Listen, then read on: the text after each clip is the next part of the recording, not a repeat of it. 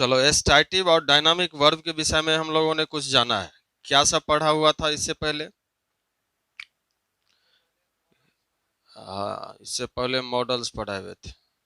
ए बालक, किधर ध्यान है रे? कथी बता रहा कि स्टैटिक और डायनामिक वर्ब क्या होता है? स्टैटिक वर्ब और डायनामिक वर्ब, वर्ब की कैटेगरी है ना। जैसे कि हम यहाँ पे थिंकिंग लिखते हैं तो यह गलत है और यहाँ थिंकिंग लिखना सही है।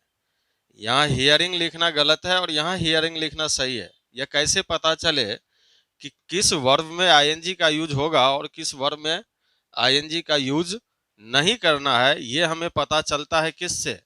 डायनामिक और स्टैटिक से। तो यही चीज आज हम लोगों को जानना है कि कौन से ऐसे वर्ब होगा जिसमें हम क्या कर सकते हैं, आईएनजी का यूज कर सकते हैं, और किस वर्ब में आईएनजी का यूज नहीं होता है। यही चीज आज हम लोग जानेंगे। चलो, इससे पहले जान लेते हैं कि स्टैटिक और डायनामिक होता क्या है।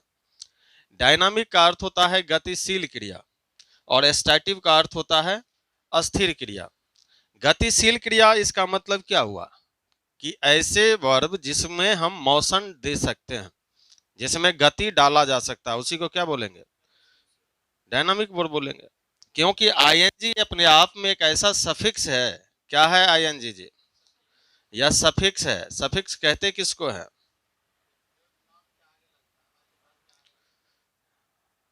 किसी के भी आगे लग सकता है, चाहे वो नॉन हो कि वर्ब हो, उससे नहीं मतलब है।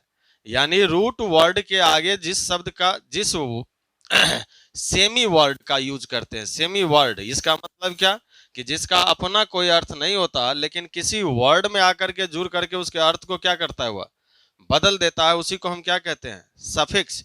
यानी रूट वर्ड के आगे, जैसे देखो पॉसिबल, यह पॉसिबल मेरा रूट है, इसको तोड़ा नहीं जा सकता है, ठीक है।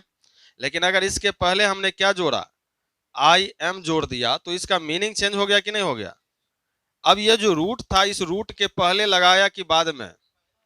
पहले लगाया है ना। तो अगर हमने रूट के पहले लगाया कि ये जो, देखो कह क्या रहे थे हम कि पॉसिबल जो है वो अपने आप में क्या है? एक रूट वर्ड है, और उस रूट वर्ड के पहले जो हमने जोड़ा वह सफिक्स नहीं है, वह क्या है? प्रीफिक्स है। यानी हिंदी में इसी को हम उपसर्ग और प्रत्यय कहते हैं, यही कहते हैं ना। यानी किसी भी रूट वर्ड के पहले लगा तो वह प्रीफिक्स हो गया, इसका अर्थ हो गया कि वह उपसर्ग है, पहले जोड़ा। जैसे प्र जोड़ कार, कार मेरा क्या है? रूट वर्ड है, अब प्र क्या हो गया? उपसर्ग हो गया। तो इसको बोलेंगे क्या? प्रीफिक्स। लेकिन किसी शब्द के बाद में जब हम जोड़ते हैं तो वह क्या कहलाता है? सफिक्स कहलाता है, जिसको हिंदी में क्या कहा जाता है? प्रत्यय कहा जाता है, यानी बाद में जोड़ने वाला। तो पहले जोड़ने वाला और बाद में जोड़ने वाला। अब बताओ, आईएनजी हम पहले जोड़ते हैं कि किसी वर्ड के आगे जोड़ते हैं? अब जैसे गो है, गो क्या है? रूट वर्ड है ना जी। इस रूट वर्ड में हमने क्या जोड़ा? आगे जोड़ा ना, तो इसको हम क्या बोलेंगे? सफिक्स कहेंगे, ठीक है। यही बता रहे थे कि आईएनजी क्या है? अपने आप में एक सफिक्स वर्ड है, और इस सफिक्स का मतलब क्या है ये बताओ। इस सफिक्स का काम है किसी भी एक्शन में गति डालना। समझ में आ रहा है कि किसी भी एक्शन में क्या करेगा? यह गति डालेगा। इसका मतलब हो गया कि यह जो आईएनजी वाला वर्ड है, यह एक मोशन वाला वर्ड है, जिसके अंदर क्या होता है? मोशन होता है। तो जिस वर्ब में देखेंगे कि वह मोशन लेने के कैपेबल है, जिसमें गति लेने की क्षमता है, उस वर्ब को हम बोलते हैं डायनामिक वर्ब। और जिसमें गति की आवश्यकता नहीं है, उसमें हम गति नहीं डाल सकते हैं, मोशन नहीं दिया जा सकता है, ऐसे वर्ब को बोलते हैं क्या? Static verb. एक बात तो ये हो गई। उसके अलावे हम लोग जानेंगे,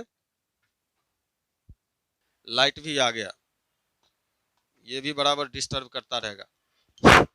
क्या बता रहे थे कि सफिक्स जो आईएनजी है, वह आईएनजी क्या करता है? किसी भी एक्शन को मोशन देने में वह कैपेबल होता है। तो ये एक इस तरह का सफिक्स है।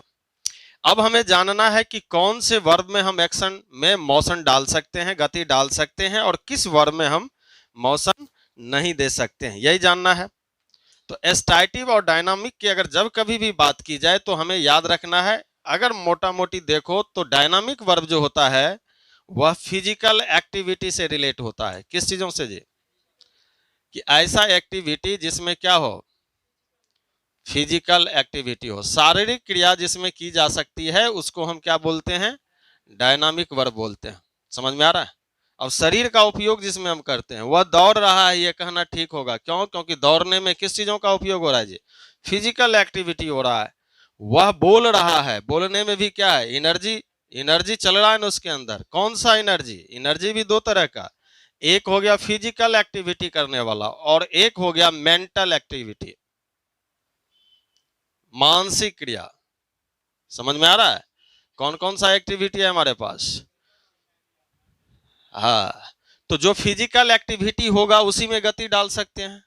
आईएनजी का काम क्या है? उस मोशन को गतिशील कर देना। तो फिजिकल एक्टिविटी में ये याद रखनी है कि जैसे अगर कहा जाए प्ले, प्ले क्या है? फिजिकल एक्टिविटी है ना। तो इस फिजिकल एक्टिविटी में हम आईएनजी का यूज कर सकते हैं कि नहीं कर सकते? कर सकते हैं। जैसे कहा जाए रन, रन में आईएनजी यूज किया जा सकता है। रीड किया जा सकता है उसमें। राइट लिखने के लिए। तो ये सब जो एक्टिविटी है वह कौन सा एक्टिविटी है? फिजिकल एक्टिविटी है। इसलिए रन का रनिंग होता है, रीड का रीडिंग होता है, राइट का राइटिंग होता है। लेकिन अगर हम बात करें, इस पर आएंगे कुछ देर के बाद, क्यों ऐसा हुआ कि थिंकिंग में आईएनजी का प्रयोग हो भी सकता है और नहीं भी हो सकता है। पहले बेसिक कुछ जान लें, उसके बाद चलेंगे क्वेश्चंस के तरफ और उसको जानेंगे कि स्टैटिक वर्ब में कब आईएनजी का यूज करना है और कब नहीं करना है। हो सकता है, ऐसी बात नहीं है कि नहीं हो सकता है, लेकिन होने के बाद उसका अर्थ जो है ना वह बदल जाएगा। समझ में आ रहा है? तो प्ले, रन, रीड, राइट, ये सब जो है वह किस चीजों से जुड़ गया? फिजिकल एक्टिविटी से अगर जुड़ गया तो फिजिकल एक्टिविटी में हम यूज कर सकते हैं किसका? आईएनजी का। लेकिन मेंटल एक्टिविटी से जो जुड़ता है उसमें आईएनजी का यूज नहीं करते हैं। जैसे देखो, अगर बात की जाती है हियर, सुनने के लिए कौन सा एनर्जी का इस्तेमाल हमने किया? बताना है। सुनने के लिए कोई ताकत लगाना पड़ा क्या? इसका मतलब क्या कि हियर जो वर्ड है वह क्या है? मेंटल एक्टिविटी से आने वाला है। सी, सी की अगर हम बात करें तो क्या सी हम ऑटोमेटिकली देख लेते हैं कि देखने के लिए कुछ करना पड़ता है? आंख को बाहर निकाल करके रखना पड़ता है कि तुम देखो जबरदस्ती? तो क्या होता है? यह ऑटोमेटिकली यह एक्शन हो जाता है। तो ऐसे एक्शन की एक पहचान है कि जो ऑटोमेटिकली होता है वह कौन से कैटेगरी का वर्ब होगा? एस्टेटिव का होगा। तो क्या सी को जनरल वे में देखने के अर्थ में क्या आईएनजी का यूज कर सकते हैं? इसमें गति डाल सकते हैं? लव, प्यार करने के अर्थ में क्या इसमें आईएनजी डाला जा सकता है? क्या इसमें मोशन मेजरमेंट होगा कि वह दौड़ रहा है तो चलो ठीक है 5 किलोमीटर प्रति रफ्तार है, और वह प्यार कर रहा है तो क्या प्रति रफ्तार उसका हम दिखा सकते हैं कि 25 मिनट में वह इतना मीटर के रेंज से प्यार कर लिया? होगा कि वह आदमी दौड़ रहा है तो चलो ठीक है 5 किलोमीटर 10 किलोमीटर के रफ्तार से रनिंग कर रहा है, अब प्यार कर रहा है, क्या ऐसा बोलोगे? आई एम लविंग, क्या यह सेंटेंस सही है? हाँ, सही भी है और गलत भी है। इसका अर्थ कुछ और हो जाएगा। मैंने क्या कहा कि स्टैटिक वर्ब कंटिन्यूअस के फॉर्म में नहीं आएगा, लेकिन अगर आईएनजी का यूज करेंगे तो उसका मीनिंग क्या होगा? चेंज हो जाएगा। मैं प्यार कर रहा हूं, ये आई एम लविंग नहीं होगा, इसका अर्थ कुछ और हो गया। आई एम लविंग का अर्थ हो गया मैं प्यारा हूं। समझ में आ रहा है कि नहीं? तो अर्थ बदल जाता है, कंटिन्यूअस या नहीं है। लेकिन I am playing, I am अगर प्लेइंग की बात की जाए तो यह जो फॉर्म है वह कंटिन्यूअस फॉर्म है, यहां अर्थ कुछ भी चेंज नहीं होगा। मैं खेल रहा हूं तो खेल ही रहा हूं। समझ में आ रहा है कि नहीं? इना इसका मतलब यह कंटिन्यूअस के फॉर्म में आया, लेकिन यह कंटिन्यूअस का फॉर्म नहीं देगा, बल्कि इसका अर्थ कुछ और हो जाएगा। कंटिन्यूअस नहीं होगा, यह गलत तो नहीं कह सकते हैं, लेकिन अर्थ क्या हो रहा है? बदल रहा है। तो यही चीज हम लोगों को सीखना है कि कौन से वर्ब हैं जिसमें आईएनजी। तो बस सिंपल सा है, यहां पहचान सकते हो कि ऐसी क्रिया जो मेंटल एक्टिविटी का है, बेसिकली उसमें हम कंटिन्यूअस बनाने के लिए आईएनजी का यूज नहीं करते हैं। लेकिन जो फिजिकल एक्टिविटी है उसमें आईएनजी यूज हम करते हैं, किसके लिए? कंटिन्यूअस बनाने के लिए। समझ में आ रहा है ना? अब चलो उस चीजों को जानने से पहले हम कुछ वर्ब के कैटेगरी को बांट देते हैं कि कौन सा मेंटल एक्टिविटी में आएगा और कौन सा फिजिकल एक्टिविटी में आएगा, और उसके बाद हम कुछ ऐसे वर्ब लेंगे जिसका यूज देखेंगे कि कहां कहां पे होता है। समझ में आ रहा है? तो पहले उसको हम नोट कर लें, उस वर्ब को हम लिखने जा रहे हैं, उस बातों को याद रखना है।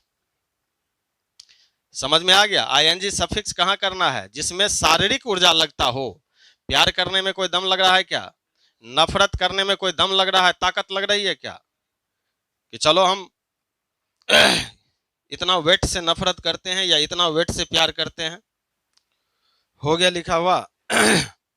ये जितने भी वर्ब्स हैं वह क्या है? क्या मेंटल एक्टिविटी दिखाता है कि फिजिकल एक्टिविटी दिखाता है? मेंटल। तो कितना याद रखोगे? मोटा मोटी तो यही याद रखो ना कि जिसमें शारीरिक ऊर्जा नहीं लग रहा है, समझ में आ गया, उसको कंटिन्यूअस फॉर्म नहीं दिया जा सकता है। समझ में आया कि आई एम प्लेइंग, यह सेंटेंस सही है। क्यों? क्योंकि प्ले करने के लिए हमें किस चीजों की जरूरत है जी? ऊर्जा की जरूरत है। लेकिन क्या देखने के लिए हमें ऊर्जा की जरूरत है? I am seeing.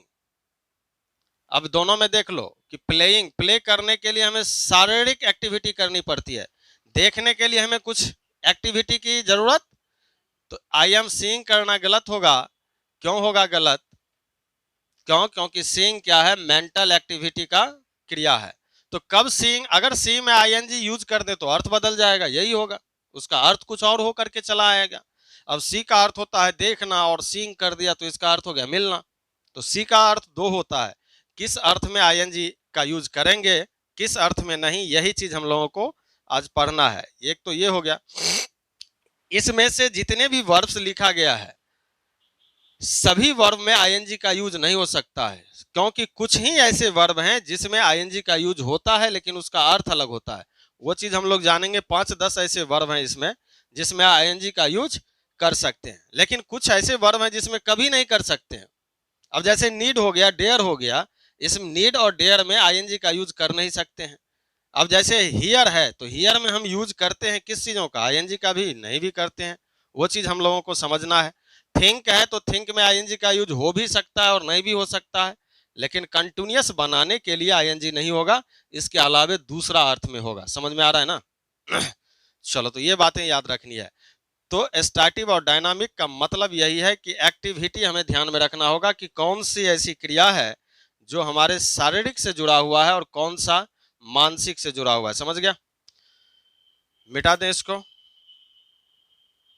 हाँ,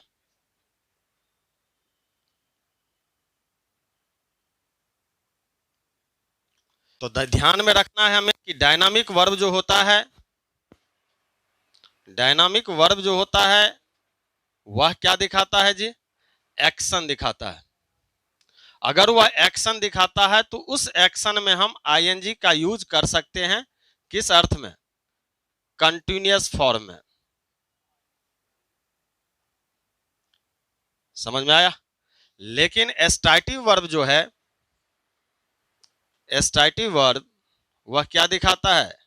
स्टेट दिखाता है, अवस्था दिखाता है, किस अवस्था में है, या पोजीशन की बात करता है। समझ में आया?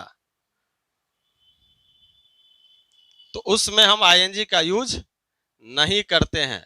किसके लिए? तो कंटिन्यूअस बनाने के लिए। समझ में आया? लेकिन कुछ ऐसे वर्ब हैं जिसमें हम करते हैं, तो लेकिन अर्थ उसका क्या होगा वो चीजों को जानना है। जैसे देखो, हियर क्या होता है? हेलो, हियर का अर्थ दो है। क्या क्या है? एक अर्थ तो ये है जिसका अर्थ कहते हैं सुनना। समझ गया? अब जो हम अपने कानों से सुन रहे हैं वही सुनना। कहां से सुनते हो? कान से सुनते हो ना जी? ऐसे बोल रहे हो जैसे लगा हमको कहीं और से सुनते हो। हियर का अर्थ क्या हो गया? सुनना। और इसी का अर्थ जब सुनवाई करने के अर्थ में होगा। अब यह सुनवाई कहां हो सकता है जी? ये तो न्यायालय में हो सकती है ना। तो जब सुनना हो तो ऐसे कंडीशन में हम इसमें किसका यूज नहीं कर सकते, लेकिन जब सुनवाई करना हो तो ऐसे कंडीशन में आईएनजी का यूज किया जा सकता है। समझ में आया? अब जैसे देखो एग्जाम्पल, कोई व्यक्ति कह रहा है कि मैं सुन रहा हूं, क्या बोल रहा है, मैं सुन रहा हूं, यह कहना सही होगा क्या, मैं सुन रहा हूं, आई एम हियरिंग, यह सही है। तो क्या करेंगे, इसमें आईएनजी का यूज तो करेंगे नहीं, क्यों, क्योंकि पहले भी बता चुके हैं कि जो मेंटल एक्टिविटी से आया उसमें आईएनजी का यूज तो हम करते नहीं है। अगर करते नहीं है तो हियर में से क्या हटाना पड़ेगा, तो अगर यहां से हम आईएनजी का यूज हटाते हैं तो फिर हमें क्या हटाना पड़ेगा, एम भी तो हटाना पड़ेगा। क्यों, क्योंकि इज आर एम के साथ हम रखते हैं V1 प्लस आईएनजी। अगर आईएनजी ही हमने हटा दिया तो उसका हेल्पिंग वर्ब भी तो हटेगा। तो डायरेक्ट यह सेंटेंस होगा क्या, आई हियर, मैं सुनता हूं। इसको मैं सुन रहा हूं को भी बनाना होगा प्रेजेंट इंडेफिनिट में ही, मैं सुनता हूं। तो ये बात याद रखनी है। लेकिन अगर ऐसा कहा कि कोर्ट में सुनवाई चल रही है, जज साहब इस केस को आज सुनवाई करेंगे, तो क्या बनाओगे, क्या उस कंडीशन में आईएनजी का यूज करेंगे कि नहीं। जैसे कहा जाए कि द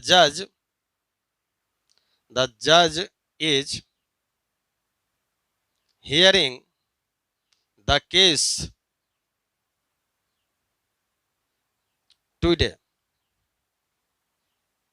अब बताओ इस सेंटेंस में क्या होगा, यह सही है या गलत है।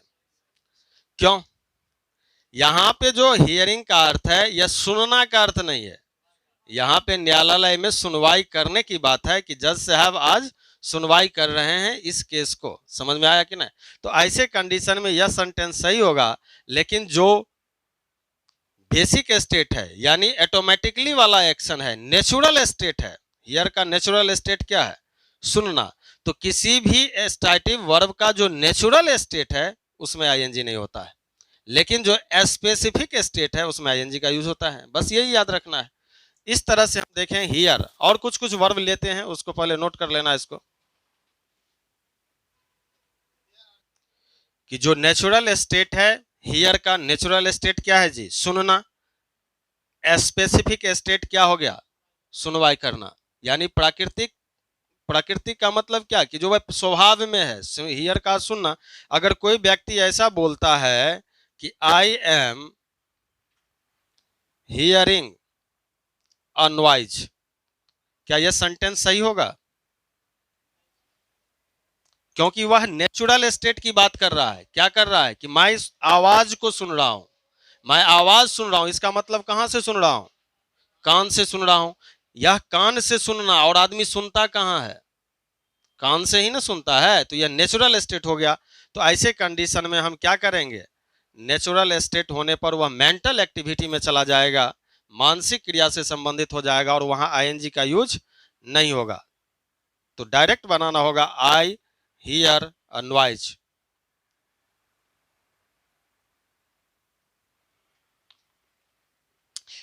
चलो मिटा दें। कुछ और ऐसे स्टैटिव वर्ब हैं जिसमें हम यूज करते हैं, नोट करते चलना है।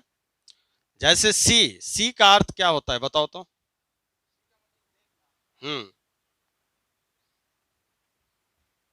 सी का अर्थ देखना, यह नेचुरल स्टेट है ना। सी का अर्थ हो गया देखना। किस चीजों से हम लोग देखते हैं जी, आंख से देखते हैं, आंख से देखते हैं ना। अब बताओ, अगर हम आंख से देखते हैं तो यह हमारा नेचुरल स्टेट है कि स्पेसिफिक स्टेट है। सी तो है वैसे डायनामिक वर्ब की स्टैटिव वर्ब, ये बताओ पहले हमको। सी स्टैटिव है, इसको हम दो स्टेट में यूज कर सकते हैं। एक तो जो हो गया जो आंख से देखना, और दूसरा इसका अर्थ होता है मिलना, मीट के अर्थ में। क्या इसका अर्थ होगा, हाँ, जब किसी से कोई अपॉइंटमेंट ली जाती है, अपॉइंटमेंट समझते हो ना, कि चलो डॉक्टर से हमने अपॉइंटमेंट ले लिया और डॉक्टर से मुझे मिलना है, या मैंने तुमको अपॉइंटमेंट दिया कि आज रात तुमसे मैं मिल रहा हूं। तो ऐसे कंडीशन में सी में आईएनजी का यूज होगा। लेकिन अगर हम किसी चीजों को देख रहे हैं, तुम मेरे तरफ देख रहे हो, मैं तुम्हारे तरफ देख रहा हूं, तुम बोर्ड के तरफ देख रहे हो, तो क्या ऐसा बोलेंगे कि आई एम सीइंग यू, मैं तुमको देख रहा हूं, ऐसे कंडीशन में आईएनजी का यूज नहीं होगा। जब वह आंख से देखा जाए तो वहां पे क्या होगा, आईएनजी का यूज। लेकिन अगर वह अपॉइंटमेंट के अर्थ में बात की जाए तो उसमें हम किसका यूज कर सकते हैं, आईएनजी का यूज कर सकते हैं। जैसे देखो, ही इज सीइंग, वह देख रहा है। इस सेंटेंस में अगर कोई कह रहा है कि वह देख रहा है, इसका ट्रांसलेट करना है, वह देख रहा है, तो देखेगा किस चीजों से भाई, आंख से देखेगा। अगर आंख से देखा तो यह नेचुरल स्टेट हो गया, मेंटल एक्टिविटी का क्रिया तो है ही। तो ऐसे कंडीशन में हम आईएनजी का यूज करेंगे क्या, नहीं करेंगे। तो यहाँ पे यह आईएनजी का यूज करना क्या हो गया, तो क्या करेंगे, डायरेक्ट सी का फॉर्म रखेंगे। मैं तुमको देख रहा हूं, बताओ, आई एम सीइंग, मैं तुमको देख रहा हूं, मैं तुम्हें देख रहा हूं। यहाँ पे मैं देख रहा हूं डायरेक्ट है, क्या इसमें आईएनजी होगा, यहाँ एम का यूज नहीं होगा। डायरेक्ट हम वर्ब का फॉर्म रखेंगे। अब यहाँ ही है तो ही के अकॉर्डिंग सी का यूज होगा, यहाँ आई है तो आई के अकॉर्डिंग क्या होगा, सी का यूज हो जाएगा। अब देखो, I am seeing you tonight, अब बताओ क्या होगा, ये सेंटेंस सही है कि गलत है, कैसे सही है, कि आज रात मैं तुमसे मिल रहा हूं, अपॉइंटमेंट की बात कर रहा है। तो यहाँ पे जो सीइंग का अर्थ है वह सीइंग का अर्थ देखना नहीं है, यहाँ सीइंग का अर्थ क्या है, मिलना का अर्थ है, इसलिए यह सेंटेंस क्या होगा, सही हो जाएगा। तो ये सेंटेंस सही हो गया, चलो नोट कर लो इसको। जब बात एपियर की जाती है तो इसके साथ आईएनजी का यूज होता भी है और नहीं भी होता है, इसका भी कंडीशन समझ लें। कि एपियर का जो अर्थ होता है, एक अर्थ तो ये हो गया सीम के अर्थ में, यानी मालूम होना या प्रतीत होना। दूसरा अर्थ एपियर का क्या होता है, टू बी पब्लिश्ड के अर्थ में, जिसका अर्थ क्या है, प्रकाशित होना। और इसके अलावे भी अर्थ है इसका टू कम आउट, यानी प्रकट होना। अब कौन से कंडीशन में हम आईएनजी का यूज करेंगे और कहां नहीं करेंगे, ये चीज समझना है। तो सीम का अर्थ जब प्रतीत होना, मालूम अर्थ होना होगा, तो ऐसे कंडीशन में इसको हम कंटिन्यूअस फॉर्म नहीं दे सकते। लेकिन जब पब्लिश्ड की बात की जाती है, प्रकाशित होना या प्रकट होना, इन दोनों की बात की जाती है, तो ऐसे कंडीशन में हम इसका कंटिन्यूअस फॉर्म दे सकते हैं। अब जैसे एग्जांपल से समझें, it is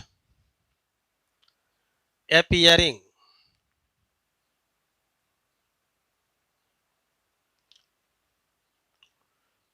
to me that he will succeed। इस सेंटेंस में बताना है कि अर्थ क्या दे रहा है,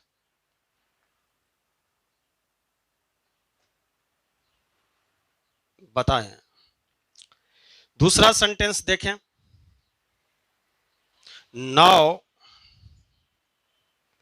a new artist is appearing on the stage। और सेंटेंस देखें, जैसे कहा जाए कि my new book is appearing next month. बताएं किन किन कंडीशन में हो सकता है, बताओ तो कि कौन से कंडीशन। तो हम लोगों ने 3 कंडीशन पढ़ा है कि एपियर का अर्थ जब प्रतीत होना हो, मालूम अर्थ होना हो, तो ऐसे कंडीशन में हम आईएनजी का यूज नहीं करते हैं। लेकिन जब प्रकाशित होना हो तो ऐसे कंडीशन में आईएनजी का यूज होता है। जब प्रकट होना हो तो ऐसे कंडीशन में आईएनजी का होता है। तो जो फर्स्ट सेंटेंस है, it is appearing to me, यह प्रतीत होना है, लगता है मुझे, लगना जैसे कि ही विल सक्सीड, वह सफल होगा। तो मुझे ऐसा प्रतीत होता है, मुझे ऐसा लग रहा है। तो ऐसे कंडीशन में कहने के लिए हम इट इज अपियरिंग का यूज नहीं करेंगे, इट अपियर्स का यूज डायरेक्ट करेंगे। क्यों? क्योंकि इस फॉर्म को कंटिन्यूअस नहीं दिया जा सकता है जब हमें प्रतीत होना या मालूम होने के अर्थ में आएगा। लेकिन दूसरा सेंटेंस जैसे ही देखते हैं, now a new artist is appearing on the stage, अब एक नए कलाकार मंच पे उपस्थित होने जा रहे हैं। अब प्रकट होने जा रहे हैं। उपस्थित होना और प्रकट होना, ये दोनों बात याद रखना है। जैसे उपस्थित होने के अर्थ में भी, उपस्थित होने के अर्थ में भी आईएनजी का यूज होता है एपीयर में। तो now a new artist is appearing on the stage, यहां पर जो इज अपियरिंग है इसको कंटिन्यूअस फॉर्म देना ठीक है, कोई गलत नहीं है। और दूसरी बात ये भी हम लोगों ने पढ़ा कि अगर कम आउट प्रकट होना का अर्थ है तो ऐसे भी कंडीशन में हम दे सकते हैं कि जैसे कह रहा है कि my new book is appearing next month, मेरी जो नई पुस्तक है वह अगले महीना प्रकाशित हो रही है। तो ऐसे कंडीशन में यह भी सेंटेंस क्या होगा, करेक्ट होगा। नोट करो। तो उसी तरह से अगर हम जब बात करते हैं लव, लव भी क्या है, स्टैटिक वर्ब है। इसमें फिजिकल एक्टिविटी नहीं होती है, किसी तरह का ताकत नहीं लगाना पड़ता है प्यार करने के लिए, कोई हाथ पांव टांग हाथ नहीं चलाना पड़ता है कि अब प्यार करना है तो चलो दम लगाएं। क्या विकास कुमार समझ रहा है कि ना? तो ऐसे कंडीशन में भी इसमें आईएनजी का यूज नहीं होगा। अब यहां पे देखो कि जब इसका अर्थ प्यार करना हो तो इसमें हम आईएनजी का यूज नहीं करते हैं। लेकिन जब इसका अर्थ प्यार करने के अलावे अलग अर्थ में हो, प्यारा के अर्थ में हो, तो ऐसे कंडीशन में हम इसमें क्या करते हैं, आईएनजी का यूज करते हैं। अब जैसे कहा जाए कि आई एम लविंग यू, मैं प्यार कर रहा हूं, क्या यह सेंटेंस सही है? नहीं है सही। क्यों? क्योंकि प्यार कर रहा हूं आईएनजी का यूज होता किसके लिए है जी? आईएनजी का यूज तो होता है मोशन डालने के लिए किसी भी एक्शन में, और प्यार करने में कभी भी मोशन तो डाला नहीं जा सकता है, स्टेटिक फॉर्म है ना, इसीलिए इसमें आईएनजी का यूज नहीं करेंगे। आई लव यू डायरेक्ट हम बोलते हैं, यही रीजन है। तो अगर कोई बोल रहा है कि आई एम लविंग यू तो यह गलत स्टेटमेंट होगा, उसके जगह यह कहना होगा I love you. Continuous form में इसको चेंज नहीं किया जा सकता है। लेकिन अगर प्यारा का अर्थ हो जाए, विकास कुमार अपने पिता का प्यारा पुत्र है, अब ऐसे कंडीशन में लविंग का यूज हो जाएगा। तो लव का अर्थ जब प्यारा हो जाए तब उसमें हम आईएनजी ऐड करते हैं, लेकिन प्यार करने के अर्थ में नहीं करते। हालांकि यह दुनिया का सबसे खतरनाक सेंटेंस है, यह भी बात याद रखना है कि इससे ज्यादा खतरनाक कुछ भी नहीं है। और खास करके यह एक वायरस है। बाकी वायरस कहां से प्रवेश करता है? बाकी वायरस जो है वह कान से, नाक से, मुंह से और त्वचा से प्रवेश करता है। लेकिन यह जो वायरस है यह डायरेक्ट आंख से प्रवेश करता है। और बाकी जगह से प्रवेश करने वाले वायरस का इलाज तो होता है, लेकिन आंख से जो वायरस प्रवेश करता है उसका ट्रीटमेंट नहीं है। और खास करके 15 से लेकर के 25 वर्ष तक के उम्र वालों को यह वायरस ज्यादा अटैक करता है, इसलिए संभले रहो। और इंस्टीट्यूशन, ट्यूशन, कोचिंग, कॉलेज, यह इस समय यह वायरस ज्यादा देखने को मिलता है क्योंकि इस वायरस से ग्रस्त जो व्यक्ति होते हैं उसको दुनिया में कुछ भी इसके अलावे दिखाई नहीं देता है, बाकी सब गलत लगता है। और जहां से यह आदान और प्रदान होता है बस उसी को, बस वही आदान करने वाला और प्रदान करने वाला जो होता है उसी को दो ही सही नजर आता है, पूरा दुनिया गलत लगता है। अपना माता पिता, परिवार, दोस्त सब गलत हो जाता है। सिर्फ वायरस को आदान प्रदान करने वाला जो होता है उसी को सही मानता है। और वहां पे बस एक ही यही श्लोक उसके साथ होते रहता है कि तमेव माता च पिता तमेव, तमेव बंधुश्च सखा तमेव, तमेव विद्या द्रविणं तमेव, तमेव सर्वम मम देव देव। इसलिए सतर्क रहो और संभले रहो। विकास कुमार, ये बात याद रखनी है, इस वायरस से बचे रहना है। चलो चलो इसको नोट करो। उसके बाद हम एक और वर्ब लेते हैं, थिंक। तो कहने का मतलब मेरा यही है कि जो स्टैटिक वर्ब होता है ना, अगर वह नेचुरल स्टेट में आ रहा है तो आईएनजी नहीं लेता है, लेकिन अगर नेचुरल स्टेट के अलावे दूसरे स्टेट में आ रहा है तो आईएनजी का प्रयोग होता है। समझ में आ रहा है? मोटा मोटी यही याद रखना है। और कितने स्टैटिक वर्ब याद रखोगे और कितने डायनामिक वर्ब को याद रखना है, बस यही है कि जिसमें हमें फिजिकल एनर्जी की आवश्यकता है या फिजिकल एनर्जी दिखा रहा है वहां पे, चलो ठीक है, वो आईएनजी लेगा, उसमें गति हम दे सकते हैं। लेकिन जो मेंटल एनर्जी की बात कर रहा है, जो मानसिक क्रिया से होने वाली है, उसमें हम गति कैसे डाल सकते हैं? क्योंकि आईएनजी का तो काम है मोशन डालना, और मोशन तो उसी में हो सकता है कि रुके हुए चीजों को कैसे धक्का दोगे। समझ में आ रहा है कि नहीं?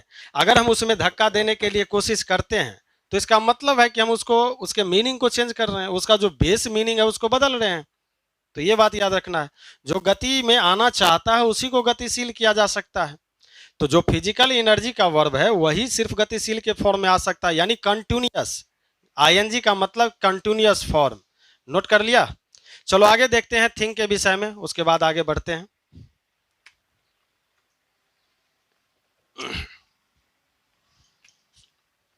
और उसके बाद कुछ क्वेश्चंस लेंगे, उसको सोल्व करके आना है। चलें, बात की जाए थिंक के,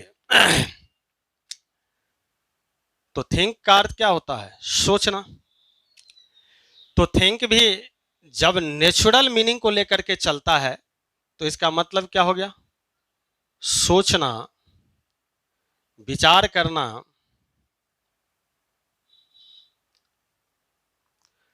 यानी जब ओपिनियन किसी को देना हो या ओपिनियन रखना हो तो ऐसे कंडीशन में उसमें हम आईएनजी का यूज नहीं करेंगे। जब किसी तरह के कोई विचार की बात हो तो ऐसे कंडीशन में उसमें आईएनजी का यूज नहीं होगा। जैसे अगर मैं कहूं कि I am thinking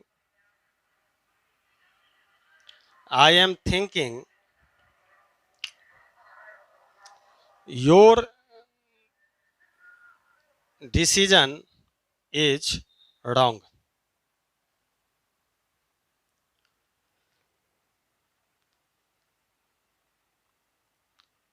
I am thinking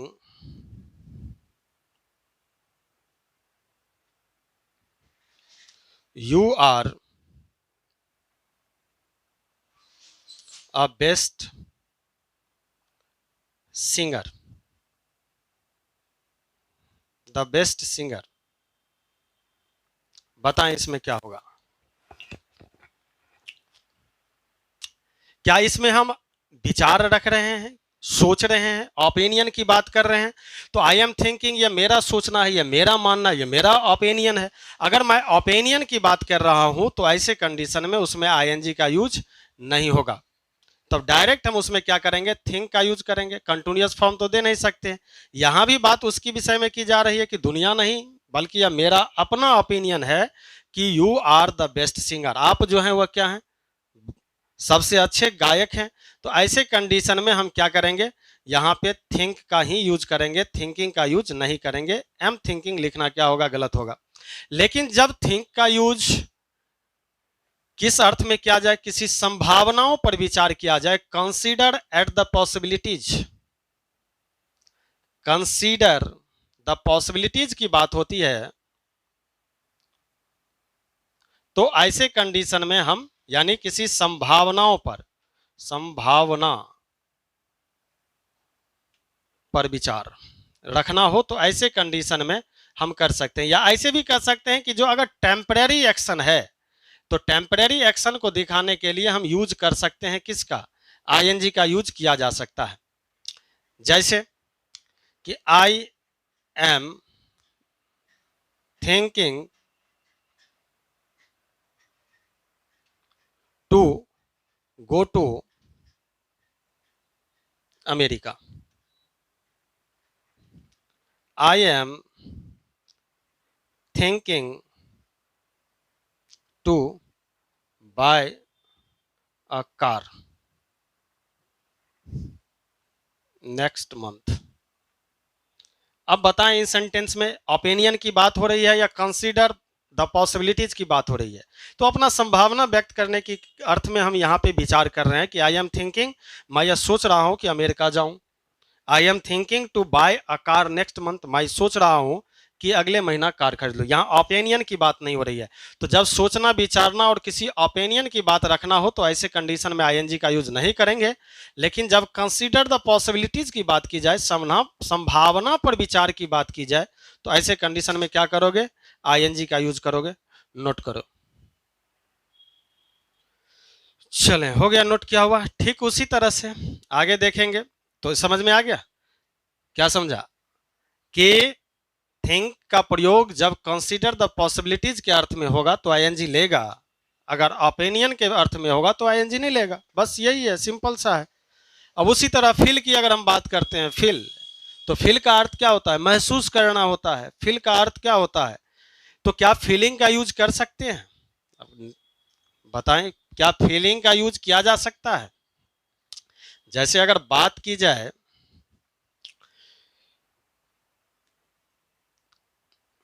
क्या हुआ? क्या समझ में नहीं आया? अरे करा I am thinking to go to America, यहां पे हम क्या कर रहे हैं? संभावनाओं पर विचार ही तो कर रहे हैं, कंसीडर द पॉसिबिलिटीज बता रहे हैं ना। यहां इसलिए सही होगा क्योंकि हम क्या कर रहे हैं कि मैं सोच रहा हूं कि मैं अमेरिका जाऊं। यानी ये सोचने का मतलब किस तरह की सोच है? तो पॉसिबिलिटी वाला सोच है। तो कहां जाने की पॉसिबिलिटी है? तो अमेरिका जाने की। तो ये जहां जो है ये कंसीडर क्या कर रहा है? ये कंसीडर द पॉसिबिलिटीज दिखा रहा है ना जी। तो ऐसे कंडीशन में करना तो सही होगा। लेकिन मैंने क्या बताया? विचार रखने में मतलब क्या कि ये मेरा विचार है ना, ओपिनियन है ना। तो ऐसे कंडीशन में मैं अगर ओपिनियन अपना रख रहा हूं तो आईएनजी नहीं रखेंगे। वहां पे आई एम थिंकिंग नहीं करेंगे। I am thinking you are wrong. समझ में आया? तो वो अलग स्टेटमेंट है, ये अलग स्टेटमेंट है। तो जब हम किसी भी पॉसिबिलिटी पर हम बात करते हैं तो ऐसे कंडीशन में थिंक का थिंकिंग होता है। मैं सोच रहा हूं कि अगले महीना कार खरीद लूं, तो ये जो कंडीशन है वो क्या है? कंसीडर द पॉसिबिलिटीज है। तो इसलिए यह सही है। तो इसमें कहीं दिक्कत नहीं है, यहाँ पे करना बिल्कुल जायज है। समझ में आ गया? चलें आगे देखें। फील की अगर हम बात करते हैं, फील, तो फील का अर्थ क्या होता है? महसूस करना होता है। क्या अर्थ होगा? महसूस करना। तो जब यह महसूस करना होगा, या फील का अर्थ लगना भी होता है कि मुझे लगता है, ऐसे कंडीशन में आईएनजी का यूज यह नहीं लेता है। लेकिन जब फील का अर्थ हम देखते हैं कि रिकवर के अर्थ में होता है, रिकवरिंग की अगर बात करता है किसी चीजों में, चाहे वो फिजिकल रिकवर हो या मेंटल रिकवर की अगर बात की जाए, तो उस जगह महसूस करने के अर्थ में हम आईएनजी का यूज करते हैं। अब जैसे ऐसा कहा जाए कि the patient said I am feeling better now. अब इस सेंटेंस में बताना है कि यहां किस महसूस की बात हो रही है। तो क्या यहां सिर्फ महसूस करना है या रिकवर की बात हो रही है? द पेशेंट सेड, पेशेंट ने कहा कि I am feeling better now, कि मैं अब जो है सो पहले से अच्छा महसूस कर रहा हूं। किस अर्थ में? तो पहले क्या था? वह बीमार था, अब ठीक ठाक बुझा रहा है। क्यों? क्योंकि पेशेंट कहने का मतलब क्या? या तो उसका मेंटल रिकवर हो रहा है अच्छा, या फिजिकल किसी भी तरह का डिजीज से वह परेशान होगा, उसमें वो अपने आप को रिकवर कर रहा है, अब अच्छा वो महसूस हो रहा है। तो ऐसे कंडीशन में एम फीलिंग का यूज करना क्या होगा? सही होगा। ये बात याद रखनी है। लेकिन जहां रिकवर की बात नहीं हो, कहा जाए कि I am feeling he will succeed. बताएं ये सेंटेंस सही है क्या? बताओ। कॉमा लगा दो, दैट लगा दो, कोई दिक्कत नहीं। कि I am feeling that he will succeed, मैं महसूस कर रहा हूं कि वह सफल हो जाएगा। अब यहां पे कौन सा है? क्या यह रिकवर की बात कर रहा है? नहीं, यहां किसी भी तरह के फिजिकल या मेंटल रिकवर नहीं है, बल्कि यह मेरा मानना है। तो ऐसे कंडीशन में क्या हो गया कि मैं महसूस करता हूं, यह कहना सही होगा। यहाँ पे पेशेंट वह महसूस किस तरह की महसूस कर रहा था, तो उसके बॉडी फिजिकल और मेंटल रिकवर की बात हो रही थी, और यहाँ पे मैं मेंटल सिर्फ बात कर रहा हूँ, न कि रिकवर की बात कर रहा हूँ। तो ऐसे कंडीशन में डायरेक्ट हम फील का यूज करें कि आई फील, मुझे लगता है, दैट ही विल सक्सीड, वह सफल होगा। ये नहीं कि मुझे लग रहा है वह सफल होगा। तो कंटिन्यूअस फॉर्म यहाँ नहीं दिया जा सकता, लेकिन यहाँ कंटिन्यूअस फॉर्म दिया जा सकता है। उसके पीछे का कारण समझ में आ रहा है कि पेशेंट यहाँ रिकवरिंग की बात कर रहा है अपने आप में, और यहाँ जो हम बात कर रहे हैं वह लगने के अर्थ में, महसूस करने के अर्थ में है। तो यहाँ कंटिन्यूअस नहीं होगा, यहाँ कंटिन्यूअस हो जाएगा। सिंपल सा है। चलो अब हम कुछ क्वेश्चंस लेते हैं, उसके बाद आगे बढ़ते हैं।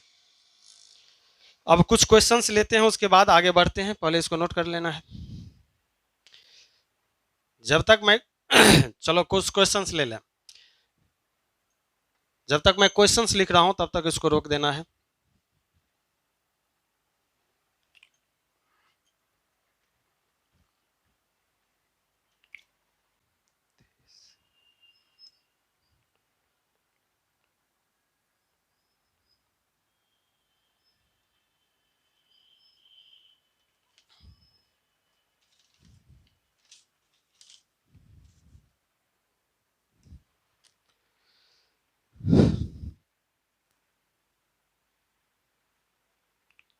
हो गया लिखा हुआ?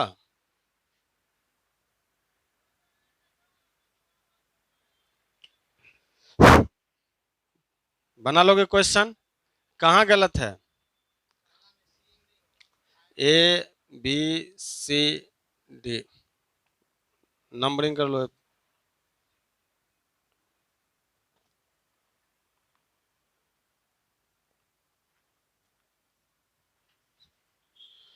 चलो देखो, पहला में क्या गलत है? I am seeing you are not attentive to your studies, क्या गलत है? मैं देख रहा हूं। अब मैं देख रहा हूं कि मैं देखता हूं? सी का अर्थ तो जब अपॉइंटमेंट का अर्थ हो तब ना आईएनजी का यूज करेंगे जी।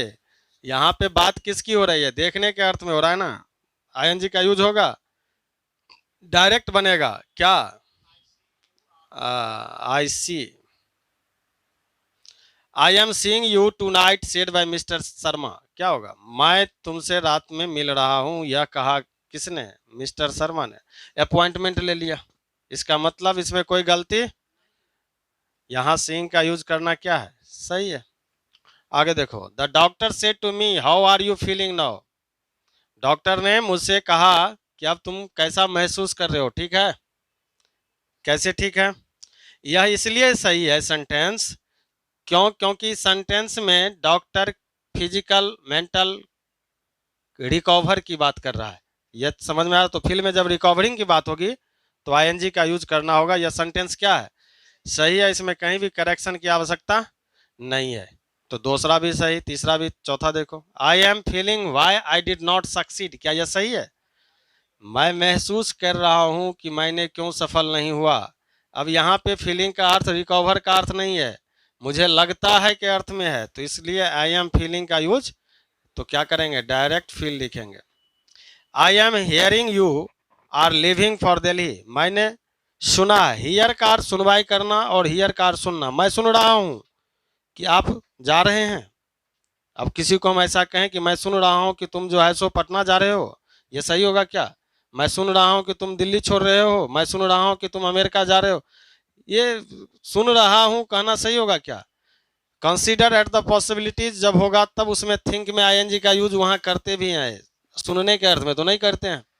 तो दिमाग में घूम रहा होगा कि वो तो पढ़ाए थे कि मैं दिल्ली जा रहा हूँ, इसके तो ये कंसीडर एट द पॉसिबिलिटीज के अर्थ में है, वहां हियरिंग से इसको कोई लेना देना नहीं है।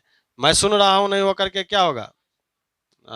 मैं सुनता हूं, मैंने सुना है, ये सब कह सकते हो ना। तो आई हियर यू यहाँ पे हो जाएगा किसका प्रयोग? पांचवा गलत है कि सही है? आई हियर हो जाएगा। छठा, माई एडवोकेट से टू मी द जज is hearing the case today, इस सेंटेंस में जो इज हियरिंग है वह सही है कि गलत है? सही है, क्योंकि यहाँ का जो हियर, यहाँ हियर का अर्थ सुनना नेचुरल एक्टिविटी से है, लेकिन यहाँ पे क्या है? स्पेसिफिक एक्टिविटी से है, सुनवाई करना, न्यायालय की बात हो रही है। कॉन्सेप्ट हम लोगों ने पढ़ा था, इसलिए ज्यादा बताने की जरूरत नहीं है। अगला देखो, she is thinking about what she wants to do this weekend, इसमें बताओ क्या होगा। थिंक में तो आईएनजी का यूज करते भी हैं, नहीं भी करते हैं, क्या होगा यहाँ पे?